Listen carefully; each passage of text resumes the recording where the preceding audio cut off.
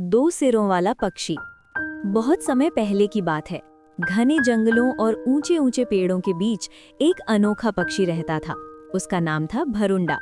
ये पक्षी इसलिए खास था क्योंकि उसके दो सिर थे, लेकिन शरीर और पेट केवल एक ही था।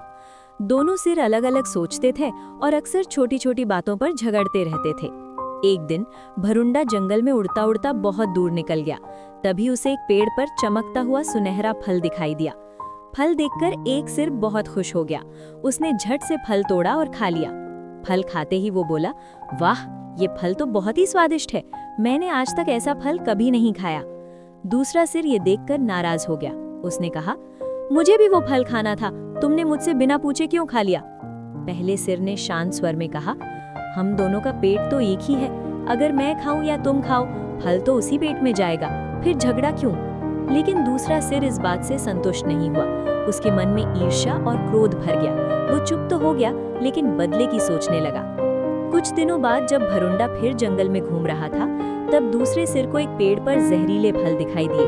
वो फल देखकर उसने सोचा, अब मैं बदला लूंगा। उसने जहरीला फल तोड़ लिया और बोला, अब मैं ये फल खाऊंगा ताकि तुम्हें सजा मिल सके।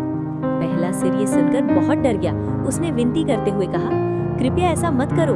अगर तुम जहरीला फल खाओगे तो पेट एक होने के कारण हम दोनों मर जाएंगे। गुस्से में ऐसा कदम मत उठाओ। लेकिन क्रोध में अंधा दूसरा सिर उसकी बात नहीं माना। उसने जहरीला फल खा लिया। कुछ ही समय में भरुंडा का शरीर कांपने लगा। दोनों सिर कमजोर हो गए और थोड़ी देर बाद दोनों ने अपनी जान गंवा दी। इस तरह आपसी झगड़े और बदले की भावना ने एक सुंदर जीवन को समाप्त कर दिया।